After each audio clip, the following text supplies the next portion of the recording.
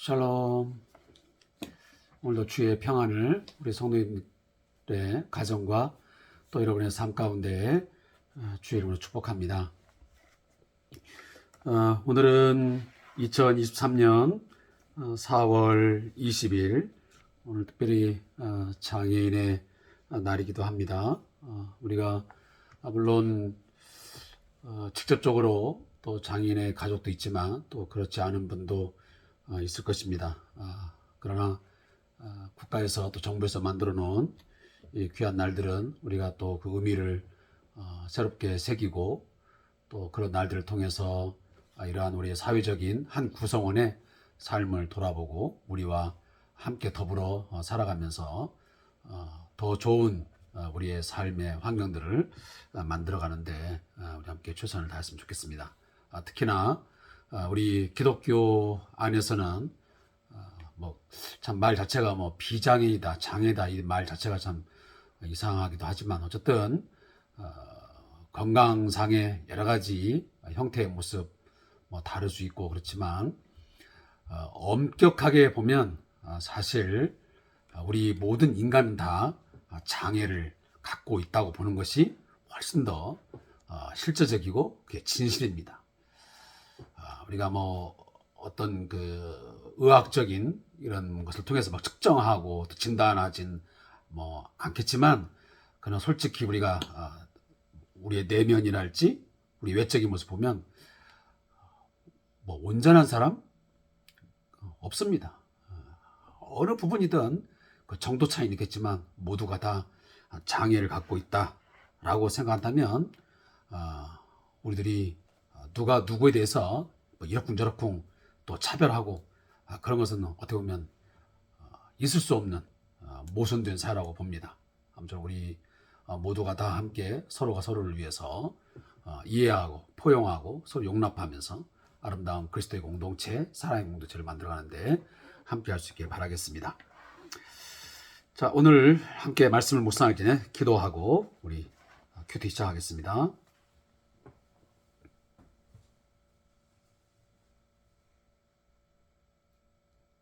새로운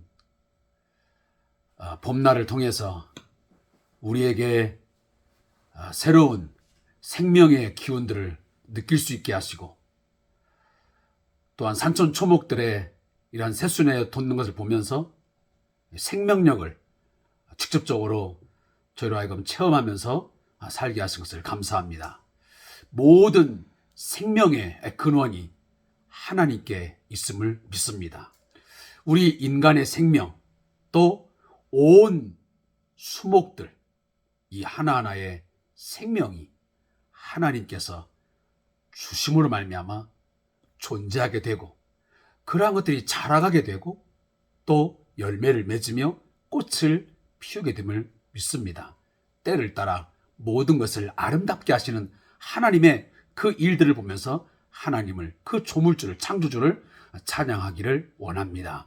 모든 만물이 하나님을 찬양하는데 우리 특별히 예수 그리스도로 말미암아 구속받은 저희 성도들 온 마음 다하여 힘을 다하여 하나님을 찬양하고 또 경외하며 경배하는 삶을 살아가는 저희가 되게 해 주옵소서. 오늘도 말씀 앞에 저희들을 다시 한번 세워주시니 감사합니다. 이 말씀을 깊이 묵상하고 이 말씀을 통해서 새로운 능력을 하나님께로부터 부여받는 이 복된 시간 되게 하시고 이 말씀을 통해서 삶의 지혜와 또 지식을 함께 얻는 복된 시간 되게 하옵소서. 예수님의 이름으로 축복하며 기도합니다. 아멘. 오늘은 골로새서의 이제 마지막 시간이 되었습니다. 골로새서 4장 10절부터 18절의 말씀을 함께 읽고 이 안에 있는 말씀의 진리를 함께 탐구하겠습니다. 골로새 4장 10절부터 마지막 절 18절입니다. 자, 읽겠습니다. 나와 함께 갇힌 아리스다고와 바나바의 생질 마가와 이 마가에 대하여 너희가 명을 받았음에 그가 이르거든 영접하라. 유스도라 하는 예수도 너희에게 무난하니라. 그들은 할레파이나 이들만은 하나님의 나라를 위하여 함께 역사하는 자들이니 이런 사람들이 나의 위로가 되었느니라. 그리스도 예수의 종인 너희에게서 온 에바브라가 너희에게 문안하느니라. 그가 항상 너희를 위하여 애써 기도하여 너희로 하나님의 모든 뜻 가운데서 완전하고 확신 있게 서기를 구하나니 그가 너희와 라오디게아에 있는 자들과 히에라볼리에 있는 자들을 위하여 많이 수고하는 것을 내가 증언하노라. 사랑을 받는 의사 누가와 또 데마가 너희에게 문안하느니라. 라오디게아에 있는 형제들과 num바와 그 여자의 집에 있는 교회에 문안하고 이 편지를 너희에게서 읽은 후에 라오디아게인의 교회에서도 읽게 하고 또 라오디아게로부터 오는 편지를 너희도 읽으라. 아키포에게 이르기를 주 안에서 받은 직분을 삼가 이루라고 하라. 나 바울은 친필로 문안하노니 내가 매인 것을 생각하라. 은혜가 너희에게 있을지어다. 아멘. 자, 오늘 말씀의 제목은 바울의 마지막 인사입니다. 이 본문의 내용을 잠깐 요약해 보겠습니다. 바울은 골로새 교인들에게 마지막으로 자신의 안부를 전하고 또 몇 가지 당부를 하고 있습니다. 함께 감옥에 갇혀 있는 일행으로 할레파에 속하는 세 사람 아리스타고, 바나바의 생질 마가, 유스도라 하는 예수를 소개하고 있습니다. 그러고 나서 골로새 교회를 향한 에바브라와 누가 그리고 데마의 인사도 함께 전하고 있습니다.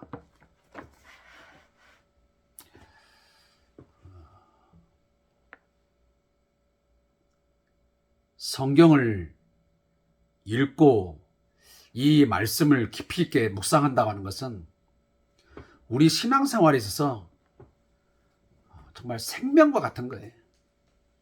사도 바울이 분명히 우리에게 말씀하잖아요. 우리 성도들의 거룩함은 여러 가지로 인해서 우리가 방법적인 것들을 가질 수 있겠지만 바울이 말한 대로 이야기한다면 말씀과 기도로 거룩하여지느니라.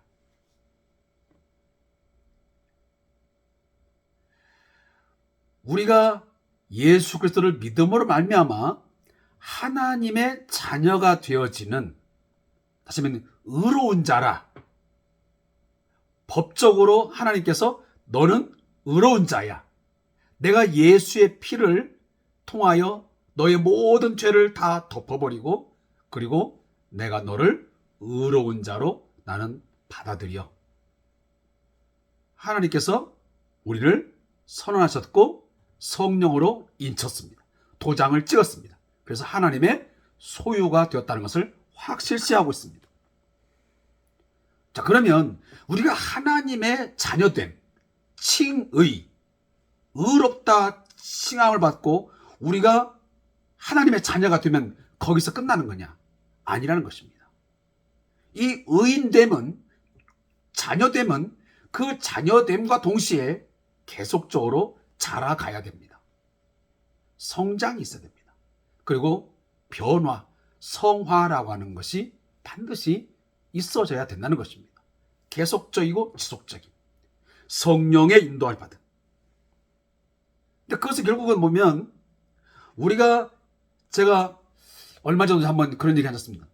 우리들은 하루 동안에 먹고 살기 위해서 7시간, 8시간 노동도 하고 또 밥을 먹고 TV를 시청하고 하는데 보통 2시간, 3시간, 4시간씩을 할애합니다. 그런데 우리가 실적으로 하나님 앞에서 거룩하여지는, 성화되어져 가기 위해서 말씀과 기도로 된다 그러는데 그 말씀을 묵상하고 기도하는 시간들을 어느 정도 갖냐는 것입니다. 제가 누누이 말씀드리지만 양적인 시간이 꼭 중요한 것은 아닙니다. 그러나 그것을 우리가 또 무시할 수는 없습니다. 우리들이 왜 하루에 8시간씩, 10시간씩 왜 일을 하죠? 그것은 거기에 맞는 돈이 주어지니까 일을 하는 거잖아요. 그러면 우리는 내가 정말 하나님 앞에서 거룩한 삶을 살아가는데 정말 하나님의 형상을 닮아가고 그리고 마지막 날에 정말 영광스러운 하나님 앞에서의 상급을 받고 그 영광에 참여함을 위한 그 과정을 우리가 해나가면서 그 7시간, 10시간, 8시간씩 우리가 심혈을 기울여 일하는 그 노동의 시간만큼 못한다고 한다면 한 번쯤 우리가 돌이켜 생각해 봐야잖아요. 어떤 사람은 정말 하루에 8시간씩, 10시간씩 일을 하고 그리고 TV도 2시간, 3시간씩 보면서 아마 제가 다는 볼 수는 없지만 상당한 우리 성도들 가운데 하루에 단 5분도 기도하지 아니하고 단 5분도 하나님의 말씀을 읽는 것을 하지 않고 그냥 하루를 지낸 사람 저는 꽤 많다고 생각합니다. 겨우겨우 수요일 아니면 주일날 앉아서 성경 찾고 찬송 부르고 예배하는 것이 거의 일주일에 따로 떼어놓은 그냥 성경 보는 시간 그리고 기도하는 시간 찬양하는 시간 그 나머지는 그냥 일상화된 삶을 살아가는데 급급하단 말이에요. 아무쪼록 제가 많은 시간을 좀 할애했는데 우리가 이 말씀을 읽고 묵상하고 그리고 그 말씀 붙들고 기도하는 것에 조금 더 우리가 정신을 집중하고 이 마지막 때가 되면 될수록 더 영적인 전쟁이 더 심한데 좀 정신을 차리고 깨어서 기도할 필요가 있다라는 것을 제가 다시 한번 강조해 드립니다. 자, 오늘 바울의 마지막 인사가 오늘 본문에 나오고 있습니다. 제가 이 본문을 읽으면서 어떤 생각이 드냐면 사도 바울은 그 그릇이 정말 하나님 앞에 잘 준비되어진 참 큰 그릇은 맞다라는 생각을 갖습니다. 하나님께서 아무나 그 시대에 쓰지 않는 거구나. 어떤 내적, 외적 이런 부분들이 잘 만들어진, 훈련되어진 그런 사람들을 하나님께서 들어 쓰시는구나 하는 생각을 갖습니다. 제가 그 얘기를 왜 하냐면 오늘 사도 바울은 1차 전도여행, 2차 전도여행, 3차 전도여행 그리고 마지막 이제 로마까지 바라보는 그런 선교적인 어떤 그런 비전 그리고 그의 사역을 살아갔습니다. 근데 그 사역들을 감당하고 나서 항상 이 편지를 쓸 때 보면 모든 편지가 그렇지 않지만 상당한 모든 편지마다 꼭 자신과 함께 했던 그런 동역자들을 하나하나 챙기고 그들의 어떤 사역의 모든 내용을 담지 않지만 거기에 수식어를 붙이는 것 하나하나가 뭔가 남다르다는 생각이 들어요. 제가 이 이야기를 왜냐하면 오늘날 이제 많은 교회 안에 보면 담임 목사님을 중심으로 해서 이제 부교육자들이 있습니다. 그리고 장로님들 또 각종 이제 직책을 가지고 이제 그 사역들을 감당하는 우리 권사님들, 집사님도 있습니다. 그분들 가운데 많은 분들은 자신과 함께한 사람들을 항상 챙기고 배려하고 또 다른 사람들에게 뭔가 이렇게 앞세워주고 인정해주고 그런 사람이 있는가 하면 어떤 분들은 꼭 자기 자신이 모든 일을 다 한 것처럼 자기 자신의 어떤 것들만 업적들 어떤 행위들을 자랑하고 드러낼 뿐 정말 자신의 그 어떤 비전들 어떤 목표의 방향성들을 가지고 함께 공유하면서 함께 기도하면서 땀 흘린 수고한 사람들은 잘 나타내지 않으려고 하는 그래서 자신만 더 빛나게 하고 더 이름을 내려고 하는 그런 분들도 제가 좀 너무 지나친 표현일지 모르지만 꽤 있습니다. 그런 부분에서 보면 우리가 그리스도 안에서 주의 몸된 교회를 이루어가고 우리가 하나님의 나라라고 하는 큰 틀에서 우리가 각자의 맡겨진 사역들을 감당한다는 측면에서 보면 우리는 나 혼자서 할 수 있는 사역은 거의 없습니다.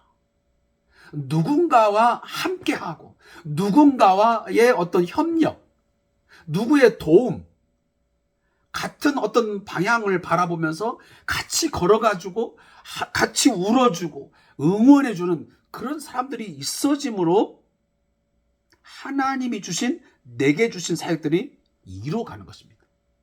그런 측면에서 바울이 수많은 전도를 하고 선교 여행을 했지만 사도 바울은 그런 부분에서 그런 것을 전혀 잊지 않습니다. 절대 잊지 않습니다. 꼭 한 사람 한 사람 이름을 부르고 그 사람들의 수고들을 드러내줍니다. 그래서 주 안에서 어떤 사람, 주 안에서 누구, 어떤 누구, 꼭 문안해라, 어떻게 해라, 이 사람이 나를 위해서 뭘 어떻게 했다 라는 것을 꼭 하나하나 이렇게 짚어주면서 그들의 공적, 그들의 어떤 노력과 희생도 반드시 인정해주고 인격적으로 대해주는 그런 참 아름다운 모습이 바울에게 있다라는 생각입니다. 그런 부분들은 우리가 주 안에서 정말 꼭 이 공동체 의식을 가진 우리들은 꼭 가져야 할 부분들이에요. 이 공동체가 건강하려면 서로가 그런 부분들이 있을 때에 이 공동체가 견고하고 그 하나됨이 그리스도 안에서 아름다운 거예요. 하나님께서 가장 원하는 게 뭐예요? 모든 크리스찬들이, 모든 믿는 자들이 예수 안에서 온전하게 연합하는 거예요. 서로 갈등하고, 서로 분쟁하고, 서로 시기하고 질투하고, 서로 정죄하고, 이런 것들에서 서로 이간질하고 이런 것이 아니고요. 누군가가 막 높아지려고 누군가를 막 짓밟고 하는 그런 모습을 주님은 절대 원치 않아요. 그래서 오늘도 사도 바울은 나와 함께 갇힌 아리스다고와 바나바의 생질 마가와 유스라 하는 예수도 너에게 문안하니라.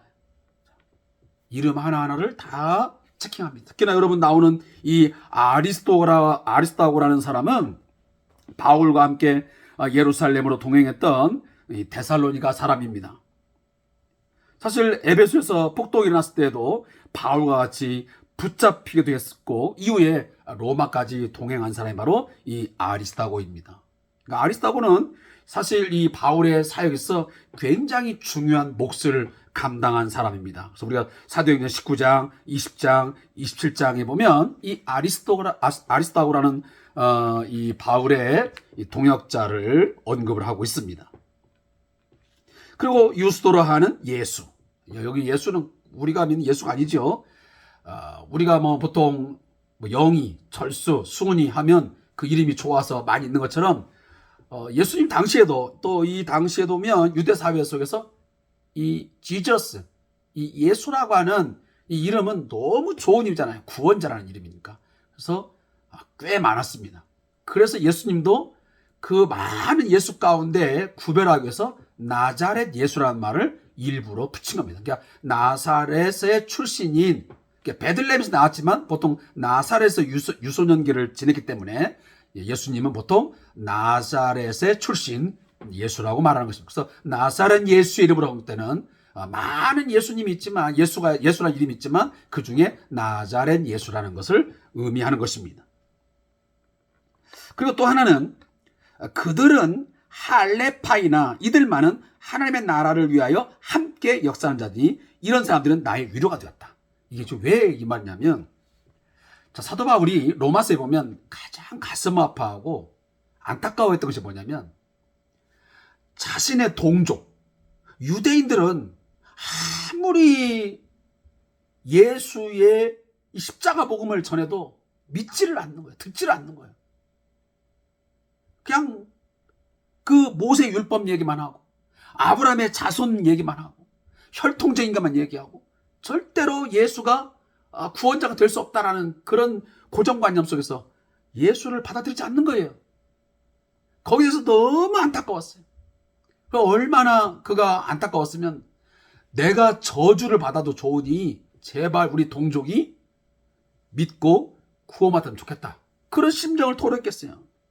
근데 오늘 사도 바울이 그러나 많은 사람들이, 많은 유대인들이, 다시 말하면 헬라파 유대인들이 예수를 거부하고 믿지 않지만 이들만은 하나님의 나라를 위하여 함께 역사했다. 다시 말하면 예수 십자가의 복음을 받아들이고 하나님의 나라의 그 일들을 위해서 함께 사도 바울과 함께 역사 일을 했단 말이에요. 그러니까 사도 바울이 뭐가 돼요? 위로가 돼야 돼요. 야, 많은 유대인들, 나의 동족인 사람들이 예수 안 믿어서 너무너무 속상하고 너무너무 마음이 안타까운데 그래도 이들만큼은 그래도 나와 함께 이 하나님 나라를 위해서 일을 함께 하는구나 라는 것이 위로가 되었다 그 말이에요. 그리고 또 하나는 뭐냐면 10절을 보면 그리스도 예수의 종인 너에게서 온 에바브라를 에바브라. 제가 여러 번 에바브라 얘기를 했습니다. 에바브라는 이 바로 골로새 교회의 형편과 상황을 로마 감옥에 있는 바울에게 전달해주는 그런 역할을 했던 아주 소중한 사람입니다. 근데 이 에바브라는 사람은 이 골로새 교회를 위해서 그리고 그 주위에 있던 라오디게아 교회 그리고 오늘 보면 또 나오는 게 어디입니까? 히에라볼리. 다시 말하면 이 골로새가 있는 그 인근 지역에 라오디게아가 있고 그리고 히에라볼리가 있는데 그 여러 지역에 있는 성도들을 위해서 정말 이 에바브라가 열심히 전하고 열심히 기도하고 최선을 다하는 그런 모습을 보였던 거예요. 그것이 얼마나 아름다웠던지 사도 바울이 스스로 증언해요. 내가 이것에 대한 증인이야, 내 증인. 사실 우리들은 우리 가족을 위해서 하나 기도하는 것도 힘들잖아요. 때로는 몇몇 안 되는 우리 교회 공동체 몇 사람 기도하는데 급급하잖아요. 근데 오늘 에바브라를 보면 골로새 교회의 성도들의 완전하고 다시 말하면 하나님의 모든 뜻 가운데서 완전하고 확신 있게 서기를 위해서 그리고 라오디게아와 히에라볼린 자들이 그들을 위해서 많이 수고한 거. 많이 수고한 게 뭐겠습니까? 열심히 전하고 그들을 위해서 기도한 것이죠.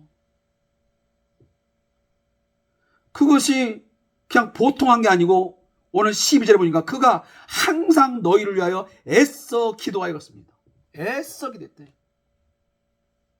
그냥 몇 마디 기도한 게 아니에요. 우리처럼 뭐 대표기도 나가서 대표기도 하면서 몇 마디 기도하고 내가 그냥 우리 교회에서 기도했다. 이런 정도가 아니라니까요. 그래서 제가 우리 성도들에게 가끔 하는 얘기입니다. 일주일에 매일은 아니어도 그래도 일주일에 한두 번 정도는 그래도 교회에 저희 교회 같은 경우는 한 좌석 60개 정도 되니까 그 좌석 60개를 보면서 그래도 그 빈자리들을 보면서 그 교우들이 거의 2년 3년 동안 보이지 않는 안타까움만 가지고 그래도 일주일에 한두 번 정도는 제발 기도해달라. 왜 안 나오지 하고 불평하고 왜들 그런지 모르겠어 하고 원망하기에 앞서서 정말 안타까움을 가지고 간절한 마음으로 그 성도들이 정말 하나님의 모든 뜻 가운데서 완전하고 확신 있게 정말 장성한 그런 성도로서 서기를 위해서 기도해야 하지 않나. 사실 저도 그런 부분에서 늘 좀 부끄러운 모습을 갖는 게 사실입니다. 그 이야기를 제가 좀 하고 싶고요. 그리고 이제 16절에 여러분들이 이게 무슨 내용인가 할 거예요. 이 편지를 너희에게서 읽은 후에 라오디게아인의 교회에게서도 읽게 하고 또 라오디아게로부터 오는 편지를 너희도 읽어라. 자, 이것은 뭐냐면, 자, 제가 지금 편지를 썼어요. 자, 편지 썼으면, 자, 지금 골로새서 썼습니다. 썼으면 이것을 골로새 이 편지 같은 경우는 지금 골로새 교회 성들에게 읽혀지고 이 편지를 어디로 주래요? 라오디게아인의 교회에서도 읽게 하고 있어요. 그러니까 회람서신이야. 순회서신. 그러니까 전적으로 지금 이 모든 건 다 편지 형식이거든요. 그러면 이 편지를 사도 바울이 쓴 이 편지를 이 교회도 읽게 하고 저 교회도 읽게 하고서 회람, 순회하는 형식으로 해서 이 말씀을 읽게 했던 것입니다. 특히나 여러분 잘 알다시피 이 골로새서나 또 에베소서, 이 빌레몬서는 그 대상이나 또 어떤 여러 가지 상황들이 비슷해요. 그래서 내용들이 흡사한 것이 많잖아요. 그래서 여기 에베소나 또 골로새서, 빌레몬서에 나오는 사람 이름들이 반복되는 게 많아요. 자, 그런 걸 보면 우리들이 그 당시에는 이렇게 편지들이 한 곳에만 있는 게 아니고 이렇게 이 교회도 읽혀지고 저 교회도 읽혀지고, 그래서 그 지역에 있는 사람들이 이 바울의 편지들을 돌려가면서 읽었구나 하는 것을 우리가 알게 됩니다. 자, 그런 내용들이 있음을 알고 제가 하다 보니까 이거 하나를 좀 언급하고 지나면 좋겠습니다. 여러분 10절에 보면 바나바의 생질 마가와라는 말이 나옵니다. 여러분 이 마가가 지금 누군지 혹시 기억이 나시는지 모르겠습니다. 여기는 사도행전에 보면 바울 사도가 제1차 전도 여행을 갈 때에 어떤 이유인지는 잘 모르겠지만 이 마가가 도중에 포기했습니다. 바울과 함께 사역을 하다가 포기해버렸어요. 자, 이런 일이 있은 후에 2차 전도 여행을 이제 시작하는데 안디옥에서 바울과 바나바가 이 마가 문제 때문에 서로 심히 다투었습니다. 성경에 보니까 심히 다투었대요. 야, 저도 사실은 처음에 깜짝 놀랐어요. 왜냐하면 바울과 바나바 꽤 초대교회 때 대단한 인격과 또 좋은 신앙 갖고 있는 사람인데 어떻게 성경에서 심히 다퉜다는 표현이 나올 수 있지? 대체 어느 정도 싸웠길래 그렇다는 거지 하겠는데, 어쨌든 간에 이 마가를 2차 전도 여행에 함께 할 거냐 말 거냐 가지고 둘이 싸웠습니다. 결국은 합의가 안 돼서 마가는 누구를 따라서? 결국은 바나바를 따라서, 바나바의 생질이 족하니까 따라서 이제 구브로로 가게 되고, 바울은 나는 절대로 마가는 못 데리고 간다. 한 번 도중에 포기한 사람 어떻게 그걸 우리가 다시 받아들이냐. 요즘 말로 말하면 한 번 배신한 사람은 또 배신한다. 이제 그런 생각인지 모르겠지만 어쨌든 그 마가를 포기하고 신라를 선택을 해서 그 신라와 함께 수리아와 그 길리기아로 이렇게 떠나는, 그래서 이제 거기에서 서로의 그 선교의 갈림길이 생기는 것을 우리가 보게 됩니다. 바로 거기에 이 마가가 등장을 하고 있습니다. 그래서 거기에 나오는 마가다라는 것을 한 번쯤 이렇게 생각하고, 그다음에 14절에 나오는 사랑을 받는 의사 누가, 이 누가는 누구냐면 여러분 잘 아는 대로 바울과 예루살렘 그리고 로마에 함께 동행했던 인물입니다. 사도행전 21장에 나오고 28장에 나오는데, 이 사람은 바로 의사이기 때문에 누가복음과 그리고 이 사도행전을 쓴 바로 저자이기도 합니다. 그래서 누가복음은 훨씬 더 의학적으로 설명을 잘 해놨습니다. 어떤 질병의 문제에 있어. 왜냐하면 그 직업이 의사이기 때문에 그 누가복음이나 사도행전 보면 그런 어떤 병명들을 쓸 때에 어떤 현상들을 말할 때 훨씬 더 의학적인 의사의 측면에서 그 성경을 썼기 때문에 그런 부분들이 좀 독특하게 나오면서 볼 수 있습니다. 어쨌든 자, 말씀을 맺겠습니다. 그래서 제가 처음에 바울의 어떤 그 동역자들에 대한 배려, 그리고 함께 더불어 사역을 한 것에 대한 어떤 인정, 인격적인 어떤 그런 부분들을 제가 거론했습니다. 어쨌든 그러한 부분들 우리가 공동체를 건강하게 형성하기 위해서 여러분 남을 나보다 낮게 여길 줄 알고 남을 세워줄 줄 알고 서로 인정하고 인정해주고 매일 나만 똑똑하고 내가 모든 걸 다 한 것처럼 너무 우쭐대거나 나를 높이려고 하는 그런 행태는 옳지 않습니다. 예수님 말씀하처럼 첫째 되고자 하면 꼴찌가 됩니다. 오히려 낮은 자리에 처하게 되면 오히려 주님께서 앞에 첫째가 되게 하시고 그를 하나님이 높여주시는 거죠. 여러분 이 원리 꼭 무슨 높아주셔서 하는 건 아니지만 어쨌든 서로 종처럼 그런 섬김의 사랑이 여러분이 있기를 소원하고요. 아무쪼록 오늘 저자의 묵상을 읽고 말씀을 맺겠습니다. 기도는 애써야 하는 것입니다. 에바브라 같은 하나님의 사람도 항상 애써서 기도했습니다. 우리의 기도가 느슨해지고 힘들어지는 가장 큰 이유 중 하나는 기도를 전혀 애쓰지 않아도 되는 것으로 생각하는 데 있습니다. 그러나 그리스도인에게 기도는 수고이자 사역이며 어떤 면에서는 노동이라기까지 말할 수 있습니다. 만약 그것이 쉬운 일이라면 어떻게 가치 있는 것으로 취급될 수 있겠습니까? 이 세상에 존재하는 모든 가치 있는 일에는 그만한 수고와 대가를 지불해야 하기 때문입니다. 만약 이것을 영영 피하려고만 든다면 그 사람은 결코 산의 정상에 오를 수가 없습니다. 기도의 정상에 오르는 일은 절대 쉬운 일이 아니며 충분히 대가를 치르지 않고서는 올라갈 수 없기 때문입니다. 서로 간에 멀리 떨어지서도 애를 쓰는 기도는 강력합니다. 그 기도를 들으시는 분께서 어디에나 계시고 어디서나 성령으로 능히 역사하시기 때문입니다. 에바브라는 그래서 그렇게 기도에 대해 애를 쓸 수밖에 없던 것입니다. 아무쪼록 저도 이번 주 그 성경 공부를 갔을 때도 그 교수님이 저에게 하는 그런 메시지 중에 하나가 뭐냐면 그때도 어떤 내용을 공부하다 그러는데 정말 기도 많이 하라고 하는 굉장히 그 강요를 많은 것을 하는 걸 제가 들었습니다. 누구의 강요라기보다는 예수님이 말씀하셨어요. 예수님이 기도해라, 깨어 기도해라, 쉬지 말고 기도해라. 이것이 성경에 지속적으로 나오는 계속 이야기 아니에요? 시험에 들지 않게 깨어 기도하라.